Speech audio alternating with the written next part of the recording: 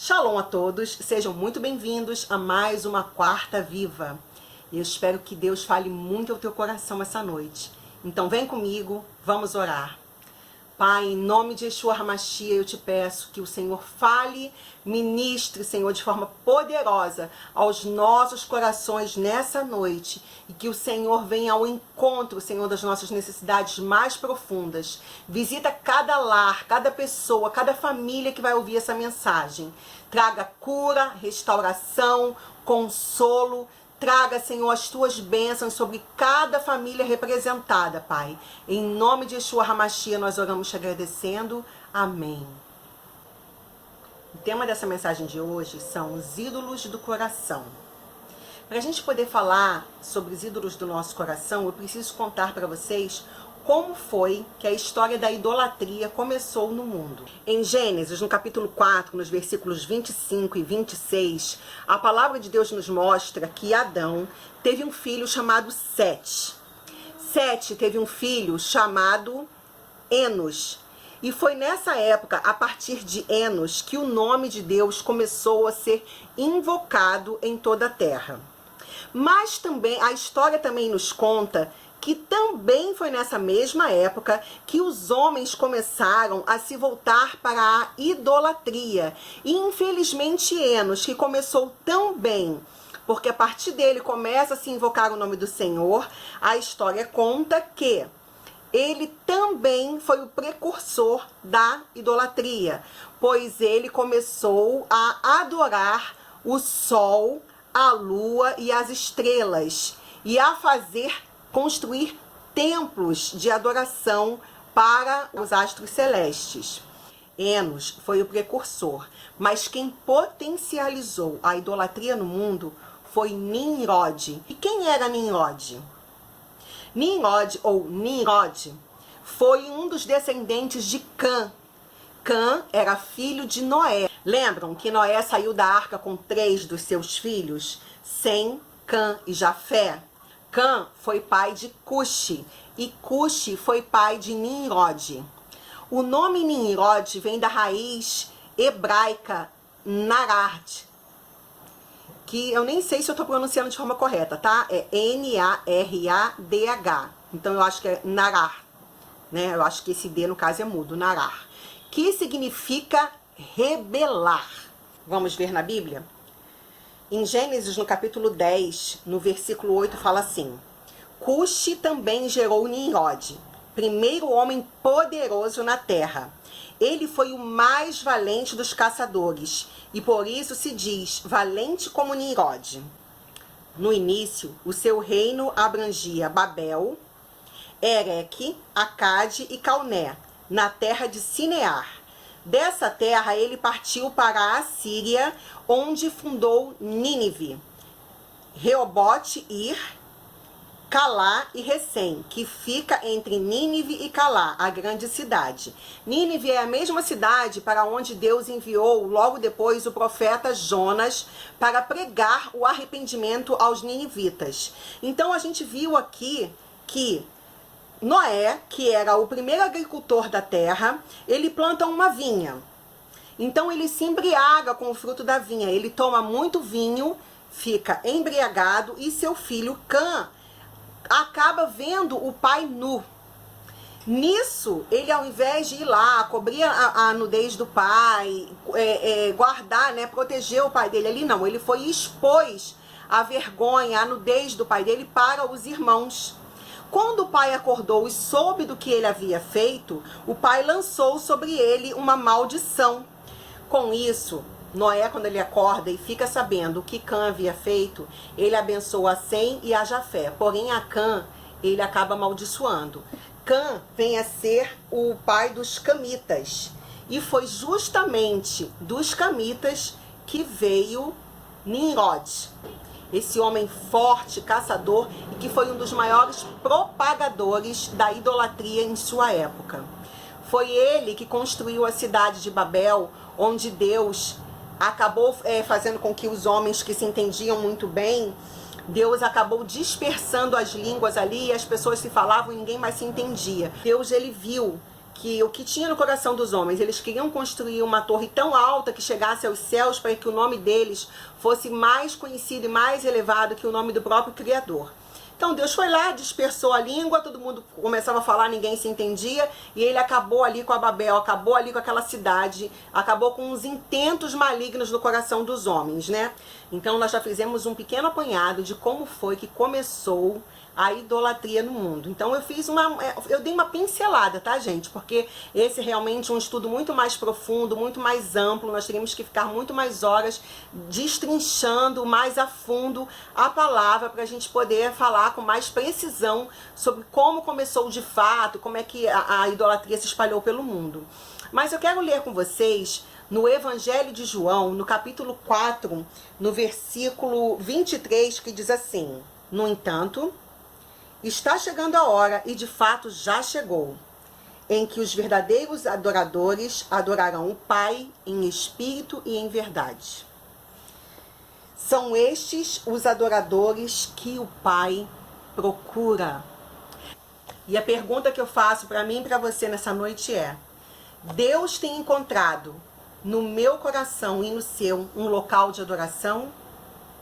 Deixa eu dar um exemplo bem prático para vocês de como é que a gente pode criar uma idolatria. Imagine essa cena: a mãe pegando um filhinho no colo e apontando assim pro filho: filho, olha ali um passarinho, olha ali meu filho, um pássaro. E o filhinho que está no colo da mãe vira o rostinho e, ao invés de ele olhar o passarinho que a mãe está apontando, ele olha para o anel da mãe, ele olha para o relógio da mãe, ele olha para tudo menos o pássaro, que é o que a mãe está mostrando para ele. Assim somos nós. Deus, o tempo todo na história da humanidade, mostra a grandeza da sua obra através de tudo que ele criou.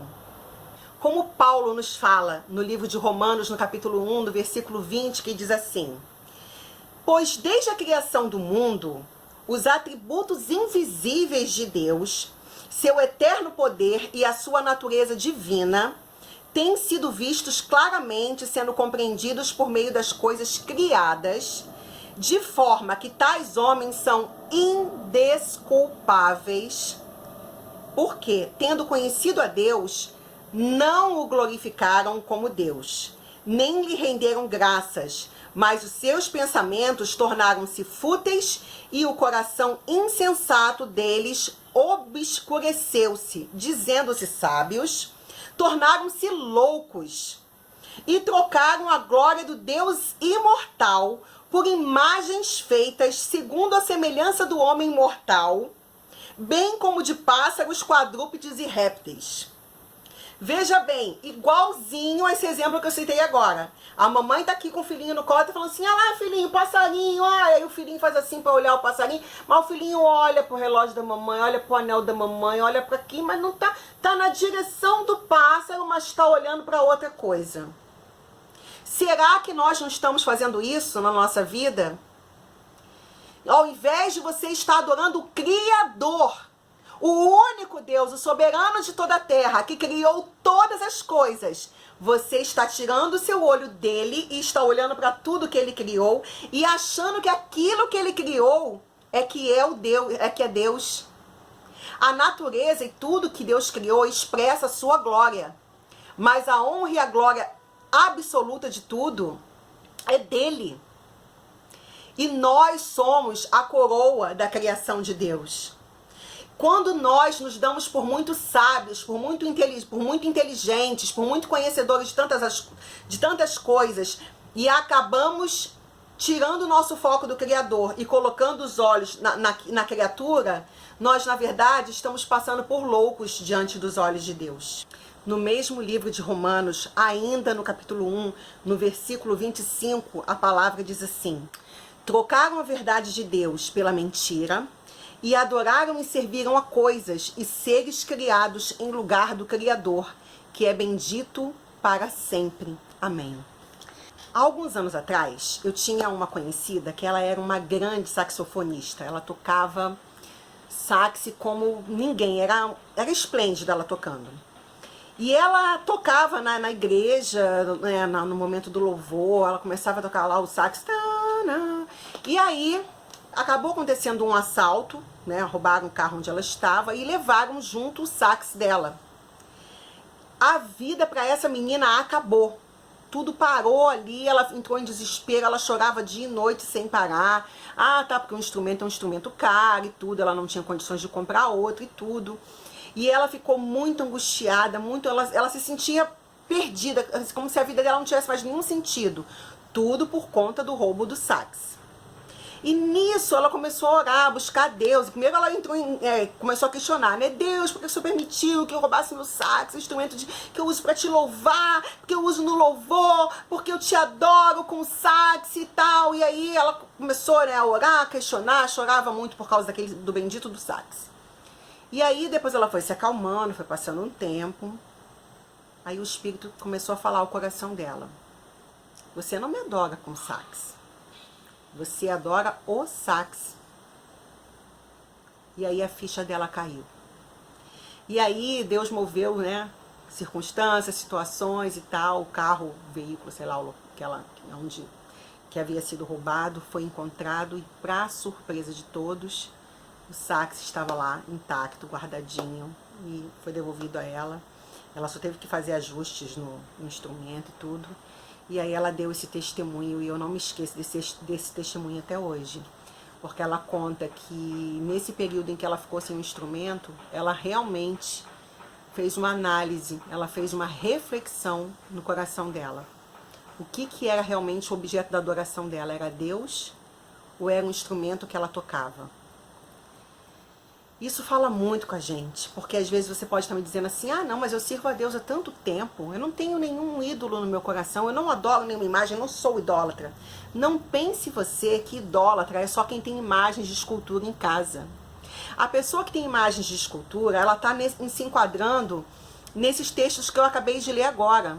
Estão adorando mais coisas feitas pelas mãos do homem, que tem boca e não falam, olhos e não veem, ouvidos e não ouvem, pernas e não andam, nem fôlego nenhum lhes sai da boca. As imagens de escultura são seres inanimados. E as pessoas, por uma carência, por uma necessidade de tatearem, de tocarem Deus, se voltam para essas imagens. Algumas pessoas dizem assim, não, mas eu não adoro a imagem, eu tenho essa imagem aqui só para poder me lembrar. Quando que a fé é justamente a certeza das coisas que você não vê. É você realmente se entregar nas mãos de Deus, que é Espírito, do único e verdadeiro Deus, que é Espírito, e adorá-lo na beleza da sua majestade por quem ele é. Não pelo que ele faz, não pelo que ele deixa de fazer. As imagens de escultura dão uma falsa sensação de segurança, de tangibilidade. Eu tô tocando, eu tô pegando, então é verdade, é real. Deus eu não tô vendo, então, né, vai que Deus seja só uma energia. Deus não é uma energia, ele é soberano, ele é pessoal. E ainda pensando sobre o significado do nome de Nimrod, e lembrando que muitas das pessoas pensam que pecado é rebelião. Pecado não é apenas rebelião. Pecado é você criar deuses funcionais para aplacar determinadas vontades e desejos, muitas das vezes desejos até legítimos do teu coração. Mas você cria deuses funcionais que vão ali te suprir aquela tua necessidade momentânea. Ídolo não é uma coisa apenas, não é apenas uma coisa externa. O próprio Deus fala sobre isso. Vamos dar uma olhada onde Deus fala sobre isso? Abram a Bíblia de vocês no livro do profeta Ezequiel, no capítulo 14. Abriram? Ezequiel, capítulo 14, versículo 1 diz assim: algumas das autoridades de Israel vieram e se sentaram diante de mim. Profeta Ezequiel falando. Então o Senhor me falou: filho do homem, estes homens ergueram ídolos em seus corações. Gravaram isso? Ídolos em seus corações. E puseram tropeços ímpios diante de si. Devo deixar que me consultem? Ora, diga-lhes assim, ora, diga-lhes, assim diz o soberano, o Senhor, quando qualquer israelita erguer ídolos em seu coração e puser um tropeço ímpio diante do seu rosto, e depois for consultar um profeta, eu, o Senhor, eu mesmo responderei a ele conforme a sua idolatria. Isso farei para reconquistar o coração da nação de Israel, que me abandonou em troca de seus ídolos. Por isso, diga à nação de Israel, assim diz o soberano, o Senhor, arrependa-se, desvie-se dos seus ídolos e renunciem a todas as suas práticas detestáveis. Veja, querido, Deus está dizendo que o ídolo que você cria no teu coração, que eu crio no meu coração, é detestável diante dele. Deus, eu posso usar uma palavra assim para você poder entender, ele é tão ciumento, ele tem um ciúme de zelo tão grande por mim e por você, que ele não aceita que nada e nem ninguém ocupe o lugar dele no nosso coração. O lugar do nosso coração tem que ser um altar exclusivo para ele. Então, um ídolo pode ser uma pessoa, uma profissão, uma propriedade.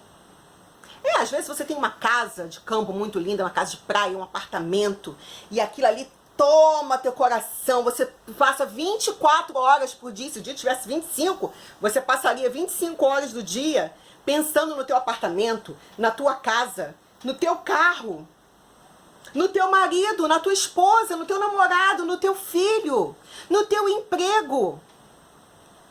Na posição que você ocupa, até mesmo na sua religião, nas suas liturgias, você está tão apegado a essas coisas que elas passaram a tornar-se um ídolo no teu coração. O Senhor, ele é secundário. Você lembra dele quando você está com um problema, quando você quer pedir alguma coisa, quando você quer reclamar de alguma coisa, quando você quer murmurar a respeito de algum assunto. Mas quando é para adorar, para acordar de manhã e falar, Senhor, obrigado por esse dia, Senhor, obrigado por mais essa manhã que eu acordei com vida. Senhor, vem comigo hoje, me ajuda a vencer as minhas batalhas. Senhor, se o Senhor não vier comigo, eu não vou. Se o Senhor não me der a direção, eu não vou mover, não tiro nem meu pé aqui daqui da cama. Não, você já acorda pensando, será? Será que alguém pegou alguma coisa minha? Será que alguém mexeu no que é meu? Será que eu consegui vender o apartamento? Deixa eu ver aqui esse anúncio que eu coloquei aqui de venda. Será que já resolveram aquele problema que eu tenho na justiça? Será que já pagaram? Será que fulano já tirou meu nome daquele processo? Será que fulano já colocou? Será que meu marido... Será que ele não chegou ainda? Será que meu marido... O que será que meu marido está fazendo? O que será que minha esposa está fazendo? E meu filho? O que será? Você coloca tudo. Pessoas, coisas, objetos. E Deus... Aí quando vem o dia mal, quando vem o problema, quando vem a situação difícil, aí você lembra que existe Deus. Quando, no entanto, Deus está querendo ocupar o primeiro lugar no teu coração. Sabe aquela história? Não sei se você já ouviu essa frase. Buscai em primeiro lugar o reino de Deus e a sua justiça, e as demais coisas vos serão acrescentadas. Nós invertemos isso. A gente está buscando primeiro o reino aqui da terra, todas as coisas, e aí em Deus, se der tempo, se sobrar um espaço, se eu lembrar, eu busco a face dele. Não é assim. Não é assim que funciona. O próprio Deus estabeleceu como deveria ser o nosso relacionamento com ele. Então, essa reflexão é para mim e para você. Será que nós estamos querendo tanto sermos amados, aceitos, valorizados? Será que nós estamos querendo tanto conseguir conquistar coisas? Uma posição, ter uma família, ter filhos? Eu não sei qual é o desejo do teu coração. Eu sei quais são os desejos do meu. E eu tenho me feito essa pergunta. Senhor, eu tenho colocado algum ídolo no meu coração? Eu tenho deixado coisas e sentimentos e o meu querer roubar o lugar que é teu? Se eu tenho feito isso, Senhor, encontre em mim, no meu coração, um local de arrependimento. Sabe, a gente precisa se arrepender, a gente precisa confessar ao Senhor que a gente não está bem, que a gente não está legal, que a gente não está servindo a Ele da maneira como Ele deseja ser servido, que nós não estamos demonstrando amor a Ele como Ele deseja ser amado. Deus não precisa de nós. Ele sem nós, ele vai continuar sendo Deus. Mas nós sem Deus, nada somos. Somos como uma folha seca, caída no chão, sem rumo. Sem Deus é isso que nós somos. Deus, ele é a essência de tudo. Ele é a nossa vida. Ele é o nosso dono, ele é o nosso Pai. Ele tem interesse que nós tenhamos o melhor. Então a pergunta do Senhor para mim e para você é: quem tem assumido o lugar de Deus no teu coração? Quem tem assumido a função de confiança, de preocupação, de lealdade, de serviço, de medo ou de prazer no teu coração? Quem tem assumido o pódio do teu coração, o primeiro lugar do teu coração? Tem sido o teu medo de ser contaminado com uma doença? Tem sido a depressão? Tem sido a angústia? Tem sido as preocupações com o mundo? Tem sido o seu salário que está atrasado? É isso que está ocupando o teu coração? Tem sido o casamento que ainda não chegou, o filho que ainda não veio? Tem sido, de repente, o casamento que até já chegou, já até aconteceu, mas o marido que te abandonou? É ele que está ocupando o lugar do teu coração? Entrega isso para Deus. Entrega tudo para Ele. Entrega a tua filha. Essa tua filha que é rebelde. Entrega teu filho. Entrega tudo para o Senhor. Não deixa teu filho, tua filha, teu marido, teu patrão, teu pai, tua mãe, teu vizinho, teu colega. Não deixa nada, nem ninguém ocupar o lugar de Deus no teu coração. Entrega essas pessoas nas mãos dele. Entrega a tua vida nas mãos dele. Reconhece o Senhor em todos os teus caminhos e ele endireitará as tuas veredas. Não dobre o seu joelho, muito menos não curve o teu coração para deuses que nada podem fazer, para imagens de escultura que nada podem fazer, que não tem vida. Deus, ele é a essência da vida, ele te ama e ele tem uma vida abundante e plena para te dar. Esse é o tempo de nós proclamarmos o reino de Deus e a sua justiça. A justiça sobre a fome é ter comida. A justiça sobre o desabrigo é o abrigo. A justiça para a falta de perdão é o perdão. A justiça para os erros é o arrependimento. A justiça para o ódio é o amor. Esse é o reino que Deus quer que chegue até nós. O reino dele, um reino de justiça, um reino de paz, um reino de amor, aonde as nossas vidas estão pautadas na confiança absoluta e exclusiva nele. Aonde tudo flui dele, para ele, por ele, e aonde as nossas vidas ficam simplesmente como se fosse um Shabat eterno. Em descanso, em um descanso de alegria, porque não precisamos nos preocupar com nada, porque tudo é dele, tudo é para ele, e ele coordena todas as coisas da melhor maneira. Vejam bem como é que começa o processo da degradação, como nós lemos em Romanos, que os homens mudam a verdade, eles passam a adorar e depois passam a servir. Quem você tem servido? Nós temos a dificuldade de dar a Deus a centralidade de nossas vidas. O ídolo passa a controlar o nosso coração. O ídolo nos faz pensar que é impossível ser feliz sem a sua presença. Já viu pessoas que são com todo respeito a quem tem suas outras religiões, pessoas que usam guias, que usam correntes, cordões do seu pescoço, elas não saem sem aquilo ali. Porque elas acreditam que se elas não tiverem com aquilo ali no pescoço, com aquilo ali no braço, com aquilo ali, sei lá, onde é que a pessoa amarra o patuá dela, se ela não tiver com aquilo ali pendurado, se ela não tiver com o patuá dela pendurado no carro, ela não sai. Porque ela pensa que ela vai estar desprotegida se ela tiver sem aquelas guias, sem os colares, sem o objeto da proteção. Quando, no entanto, quem tem Deus sai de casa e faz uma oração. Senhor, me leva, me guarda, me protege, que eu possa sair e voltar em paz debaixo da tua segurança. E você sai debaixo da fé. Você não precisa tocar em nada. Você não precisa. Se você quiser colocar um cordão, vai ser um cordão de enfeite, uma bijuteria ou um de ouro, mas por enfeite. Não porque aquilo ali vai te proteger de alguma coisa, aquilo ali vai ter uma coisa que vai ocasionar uma grande mudança na tua vida. O ídolo é sempre um substituto de Deus. ídolos do coração nos dão a falsa sensação de controle. Temos a impressão de que temos poder, mas na verdade é o ídolo quem está te controlando. Então, abre teu coração nessa noite, abre teu coração nesse momento. Eu não sei aonde, nem que hora, nem que dia, nem quando, nem como você vai estar ouvindo essa mensagem. Mas abre teu coração para Deus. Deixa Ele falar com você. Deixa Ele ser o primeiro na tua vida. Deixa Ele ser o único no teu coração. Pergunta para Ele: Senhor, o que eu tenho colocado no teu lugar? O que eu tenho colocado no lugar de honra do meu coração que deveria ser somente teu? Em Deuteronômio, no capítulo 6, no versículo 4, tem uma palavra que é a oração mais importante que existe, que diz assim: ouça, Israel, o Senhor, o nosso Deus, é o único Senhor. Ame o Senhor, o seu Deus, de todo o seu coração, de toda a sua alma e de todas as suas forças.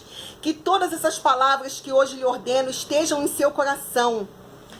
Ensine-as com persistência a seus filhos. Converse sobre elas quando estiver sentado em casa, quando estiver andando pelo caminho, quando se deitar e quando se levantar.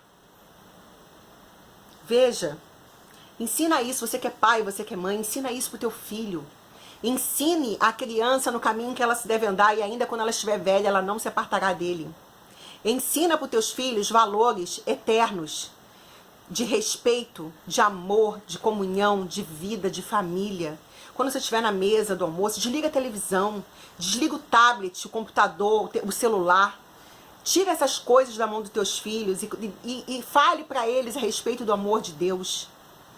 Para que mais tarde você não tenha que chorar e ficar dobrando seu joelho para fazer infinitas orações pedindo a Deus que resgate teu filho. Comece a trabalhar a cabeça dos teus filhos pequenos desde agora, para que eles não sofram consequências de escolhas feitas erradas. Porque quando você escolhe Deus e quando você dá Ele em primeiro lugar, tudo na tua vida te vai bem. E para você que diz tanto que ama Jesus, que diz tanto que Ele é o seu Senhor, que Ele é o teu Salvador, olha, nós acabamos de ler em Deuteronômio, e olha o que o próprio Senhor, o próprio Yeshua disse no Evangelho de Marcos, no capítulo 12, no versículo 29, perguntam assim para Yeshua: qual é o mandamento mais importante? Yeshua responde: o mais importante é esse: ouça, ó Israel, o Senhor, o nosso Deus, o Senhor é o único Senhor. Ame o Senhor, o seu Deus, de todo o seu coração, de toda a sua alma e de todo o seu entendimento e de todas as suas forças. Vê como é que Yeshua enumera? Coração, alma, entendimento e força. Porque vai requerer de você racionalidade. Vai requerer de você força para lutar contra os maus desígnios do teu coração, lutar contra a tua carne, lutar contra as tuas vontades. Amar a Deus não é uma brincadeira de fazer coraçãozinho, de fazer: ai Deus, eu te amo. Deus não está interessado, Deus não está buscando gente para poder brincar, não. Você observou o que a gente leu agora? O Rabone. Você sabe o que é um Rabone? Você sabe o que é um rabino? Então, o Rabone, ele está acima do rabino. Ele é mestre dos mestres. O Rabone, Yeshua, que você conhece pelo nome de Jesus Cristo, o mestre dos mestres, ele declarou e ele declara que o maior mandamento é esse: o Shema Israel. Ouve, Israel, o Senhor Deus, Ele é o único Deus.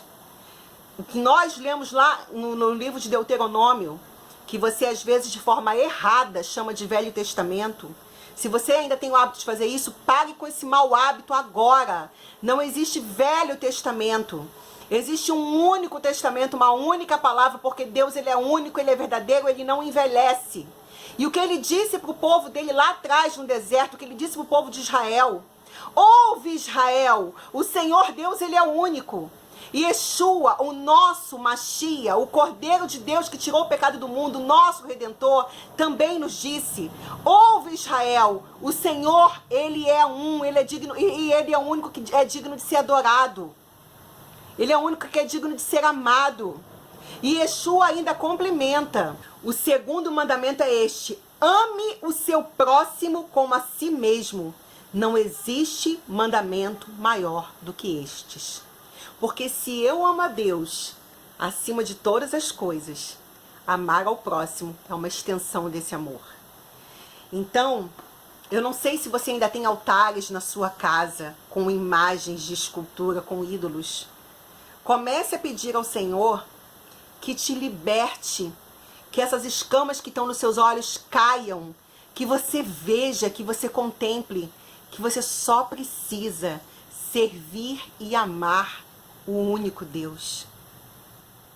E se você não tem mais imagens de escultura na sua casa, se você não adora, não tem mais esses altares, mas se você ainda tem altares construídos no teu coração, peça ao Senhor que Ele fale com você nessa noite.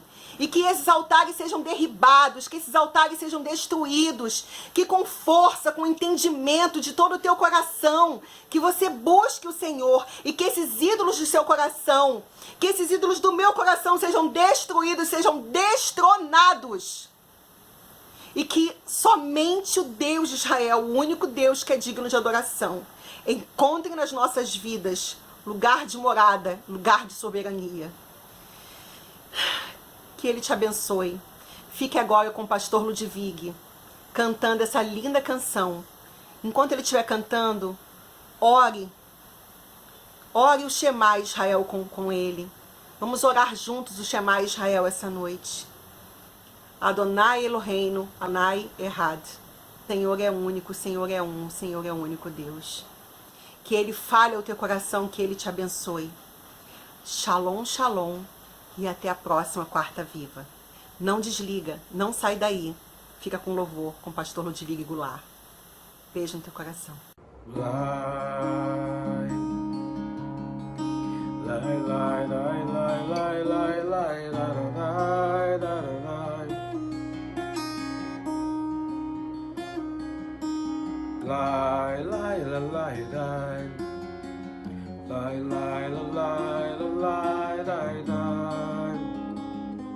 Shema Israel, Adonai Eloheinu, Adonai Erad, Baruch Shem Kevod, Malhut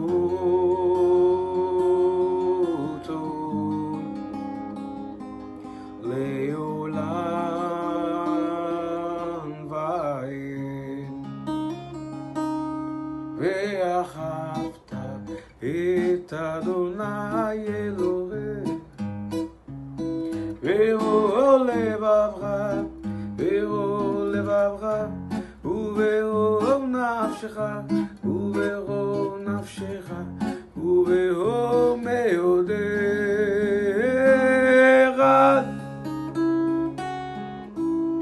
Yeshua foi perguntado qual era o maior de todos os mandamentos e ele disse: Shema Israel, Adonai Eloheinu, Adonai Errad. Ouve Israel, o Eterno é o nosso Deus, o Eterno é um.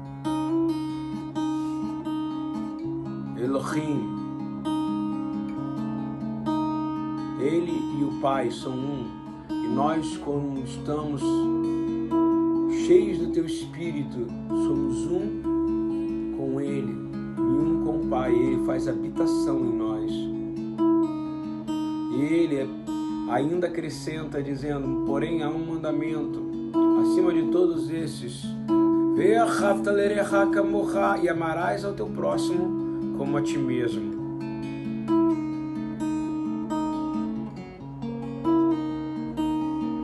E amarás o Eterno teu Deus de todo o coração, de toda a tua alma, de todo o teu poder. Que esse amor voluntário,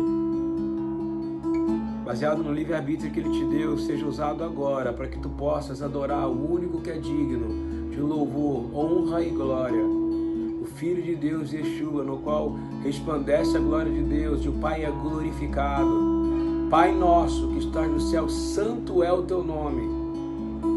que seja feita a sua vontade, assim na terra como